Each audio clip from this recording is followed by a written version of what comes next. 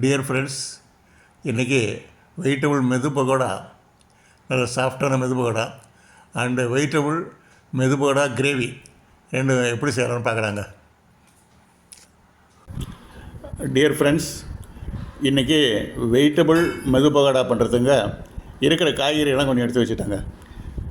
Carrot, beans, beetroot, கத்திரிக்காய், கோஸு, தக்காளி, இன்னும் என்னென்ன காய்கறி இருந்தாலும் அதையும் எடுத்து வச்சுருங்க. எல்லாத்தையும் எடுத்து வச்சுட்டு எல்லாம் கட் பண்ணி வச்சுக்கிறேங்க கம்ப்ளீட்டாக. இப்போ வானிலை எடுத்துங்க, அடுப்பில் போட்டு இருக்கிற கட் பண்ண காய்கறிகள்லாம் அதில் போட்டாச்சுங்க. கொஞ்சம் எண்ணெய் ஊற்றி லேசாக கொஞ்சம் எண்ணெய் ஊற்றிட்டு அது மேலே எல்லா காய்கறியெல்லாம் போட்டாச்சு. லேசாக காய்கறிலாம் வதக்குறாங்க கம்ப்ளீட்டாக. நல்லா அந்த எண்ணெயில் காஞ்ச எண்ணெயில் நல்லா போட்டு வதக்கணும் காய்கறியெல்லாம். அதில் கொஞ்சம் மசாலா பொடி, பிரியாணி பொடி இருக்குது பாருங்கள், பட்டை, லவங்கம், ஏலக்காய் 3 கலந்த அந்த பொடி, அது கொஞ்சம் ஒரு ஸ்பூன் போட்டுக்கிட்டு கொஞ்சம் மஞ்சத்தூள் கொஞ்சம் போட்டுக்கிட்டேங்க. போட்டு அப்படியே ஃப்ரை பண்ணலாங்க கம்ப்ளீட்டாக. சால்ட்டு கொஞ்சம் தேவையானது அளவு சால்ட்டு, அந்த காய்கறிக்கு தகுந்த மாதிரி சால்ட்டை போட்டுக்கிட்டு அப்படியே கொஞ்சம் கொஞ்சம் அதை வதக்கிட்டே இருக்கலாம். அதை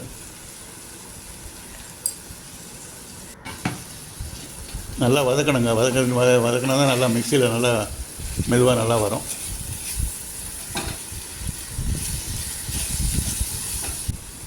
இப்போ எல்லாத்தையும் எல்லாத்தையும் எடுத்துங்க, மிக்ஸி ஜாரில் போட்டுக்கலாங்க. கம்ப்ளீட்டாக நல்லா வதக்கின இருக்குது, கம்ப்ளீட்டாக மிக்சியில் போட்டுக்கிட்டு அது கம்ப்ளீட்டாக அரைச்சிக்கலாங்க. ரொம்ப பேஸ்ட்டாக அரைக்க வேணாம். கொஞ்சம் காய்கறி 1-2 கொஞ்சம் இதாக பெருசு பெருசாக இருந்தாலும் பரவாயில்ல.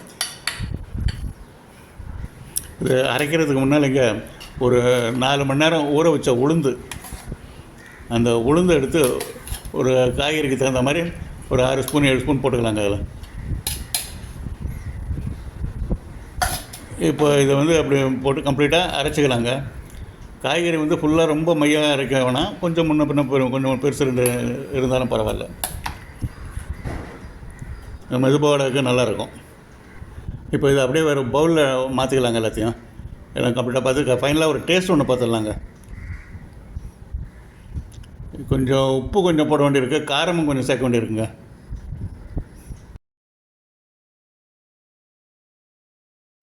இப்போ நல்லா மிக்ஸ் பண்ணி விட்டுக்கலாங்க ஃபுல்லாக கம்ப்ளீட்டாக.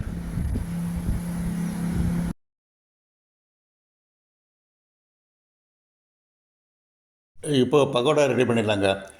கடாயை எடுத்து அடுப்பில் வச்சு போதுமான எண்ணெயை ஊற்றி அதில் இந்த மிக்சிலேருந்து எடுத்த அந்த பக்கோடா கலவையை கொஞ்சம் கொஞ்சமாக போட்டுக்கலாம். பக்கோடாவுக்கு தேவையான அந்த அளவுக்கு கொஞ்சம் கொஞ்சமாக ஸ்பூனில் எடுத்து போட்டுக்கலாம்.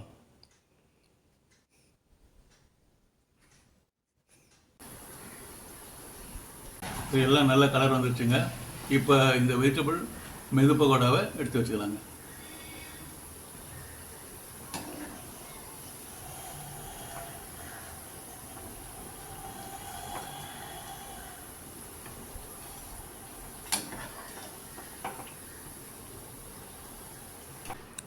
இதுவே நல்ல ஸ்நாக்ஸுங்க. இந்த வெஜிடபிள் மெது பக்கோடாவை தேங்காய் சட்னி வச்சு சாப்பிட்டா அவ்வளோ மக்களமாக இருக்கும். அடுத்தது மசாலா கிரேவி ப்ரிப்பேர் பண்ணுறதுக்கு தேவையான பொருட்கள் எடுத்து வச்சுக்கலாங்க. வெங்காயம் கட் பண்ணி வச்சுருக்குது, தக்காளி 2 தக்காளி, 2 வெங்காயம், இஞ்சி, பூண்டு, கொத்தமல்லி தழை சின்ன சின்ன பீஸாக கட் பண்ணி வச்சுருக்குதுங்க, பொடிசாக கட் பண்ணி வச்சுருக்குது. இப்போ அடுத்ததாங்க அதை கட் பண்ணி வச்சாச்சுங்க. எல்லாத்தையும் தக்காளி, வெங்காயம், பூண்டு, இஞ்சி எல்லாத்தையும் கட் பண்ணி வச்சாச்சு. நான் எப்பவுமே இதை ஒன்றா போட்டு இல்லை மிக்சியில் அடிச்சிடுறேங்க. அந்த காலத்தில் எல்லாம் அம்மியெல்லாம் இருந்தது. அப்போ ரைட், ஓகே. இப்போ என்ன மாடர்ன், இப்போ நம்ம எப்படி பண்ணுறோமோ அதுக்கு தகுந்த மாதிரி வேலையை சுலபமாக்கிக்கணும், அவ்வளோதான். எல்லாத்தையும் ஒன்றா போட்டு கொஞ்சம் தண்ணி ஊற்றி கம்ப்ளீட்டாக அரைச்சி வச்சுக்கலாம், மிக்சியில் அரைச்சிக்கலாம். வேலை சுலபம். எல்லாத்தையும் போட்டு வச்சாச்சுங்க. இப்போங்க இந்த மிக்சியிலங்க இதோட கொஞ்சம் முந்திரி பருப்பு கொஞ்சம் ஆட் பண்ணிடலாங்க. டேஸ்ட்டுக்காக கொஞ்சம் முந்திரி பருப்பு ஆட் பண்ணிடலாம். கடாயை அடுப்பில் வச்சாச்சுங்க. கடாய் காஞ்சிட்டு எண்ணெய் கொஞ்சம் ஊற்றிக்கலாம். கொஞ்சமாக 2 ஸ்பூன் எண்ணெய் ஊற்றிக்கலாம். வேணும்னா பட்டை, லவங்கம், ஏலக்காய் கொஞ்சம் கொஞ்சம் கொஞ்சமாக போட்டுக்கலாம், மசாலா வாசனை வேணும்னா. இல்லைன்னா இப்படியே ப்ளைனாக விட்டுடலாம், ஆப்ஷன் தான். இப்போ எண்ணெய் நல்லா காஞ்சிடுச்சுங்க. காஞ்சோடனே நம்ம ஒரேடியாக எல்லாத்தையும் மிக்சியில் போட்டு அரைச்சி வச்சுருந்தோம்.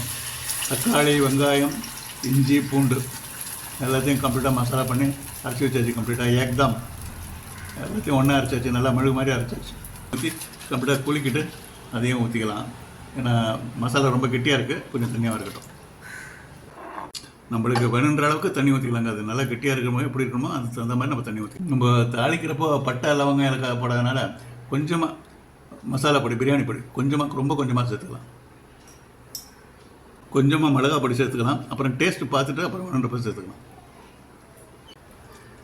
சால்ட்டு சேர்த்துக்கலாங்க. உப்பு எவ்வளோ தேவையான அளவுக்கு உப்பு சேர்த்துக்கலாம். டேஸ்ட்டு பார்த்துட்டு அப்புறம் பார்த்துக்கலாம். கொஞ்சம் கலந்து விட்டுட்டு நல்லா கொதிக்கட்டும். கொஞ்சம் டேஸ்ட்டு மாத்திரம் அப்பப்போ பார்த்துக்கலாங்க. ஏன்னா நம்ம சேர்த்துருக்கிற பொருளுக்கு தகுந்த மாதிரி அதனுடைய டேஸ்ட்டு மாறும். நம்மளுக்கு தேவையான டேஸ்ட்டு வர மாதிரி கொஞ்சம் அப்பப்போ செக் பண்ணிக்கலாங்க. டெஸ்ட்டு பார்த்தாச்சுங்க. திருப்பி இன்னொரு தூரம் கரெக்டாக இப்போ தான் கரெக்டாக வந்திருக்குது. உப்பு, காரம், புளிப்பு மூணும் கரெக்டாக சேர்ந்தப்புறம் நல்லா டேஸ்ட்டு நல்லா பிரமாதமாக சூப்பராக வந்துடுது. இது முந்திரி போட்டதுனால கொஞ்சம் கலர் கொஞ்சம் வெள்ளையாக இருக்குது. நல்லா கொதிக்கட்டுங்க. கொதிச்சா தான் அந்த டேஸ்ட்டெல்லாம் ஒன்றுக்கு ஒன்று கம்ப்ளீட்டாக நல்லா மிக்ஸ் ஆகி நல்லா டேஸ்ட் நல்லா வரும். இப்போ நல்லா கொதிச்சிடுச்சுங்க. நல்லா டேஸ்ட்டு நல்லா கரெக்டாக வந்துடுச்சு. ஆஃப் பண்ணிடலாம்.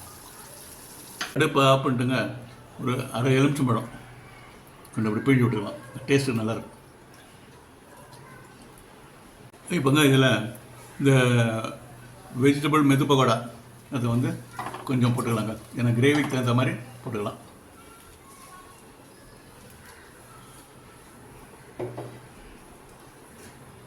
அப்படியே கலந்து விட்டுக்கலாம்.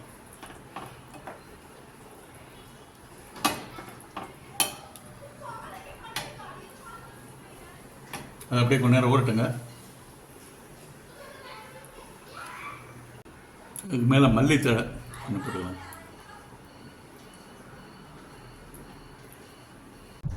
மூணு சப்பாத்தி போட்டுட்டாங்க. சப்பாத்திக்கு சைட் டிஷ்ஷாக இந்த மெதுபகோடா கிரேவியை தொட்டுக்கலாங்க. சப்பாத்தி ரெடி பண்ணியாச்சுங்க. அடுத்தது முதல்ல ஃப்ரை பண்ணி வச்ச அந்த மெதுபகோடா பார்க்கலாங்க எப்படி இருக்குன்னு சொல்லிட்டு. அது கொஞ்சம் உடச்சி பார்க்கலாம். நல்லாயிருக்கு. நல்லா வெஜிடபிள்ஸ் எல்லாம் கொஞ்சம் பாதியாக இருக்குது அதில் உள்ள. நல்லா டேஸ்ட்டாக இருக்குங்க. ரொம்ப டேஸ்ட்டாக இருக்குது. Very fine. நல்லா டேஸ்ட். ரொம்ப சாஃப்டாக இருக்குது. நல்லா சாஃப்டாக இருக்குது. இதை தேங்காய் சட்னியில் தொட்டுட்டு சாப்பிட்டு பார்க்கலாங்க. டேஸ்ட்டு நல்லா இருக்குங்க. தேங்காய் சட்னியும் காம்பினேஷன் ரொம்ப நல்லா இருக்குது. Very fine. டபுள் மெது பகோடா கிரேவி.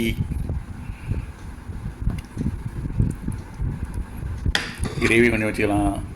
இந்த கிரேவியை சப்பாத்தி, பரோட்டா, தோசை, இட்லி எல்லாத்துக்கும் சைட் டிஷ்ஷாக வச்சு யூஸ் பண்ணிக்கலாங்க. இப்போ சாப்பிட்டு பார்க்கலாம். சப்பாத்தி இப்போ நல்லா சாஃப்டாக தான் இருப்பேன். நல்ல வாசனை, மசாலா வாசனை. ஆக்சுவலாக இது வந்து ஒரு நான் வெஜிடேரியன் டிஷ் மாதிரி இருக்குது. நல்லா சாப்பிட்டா நல்லா இருக்கு.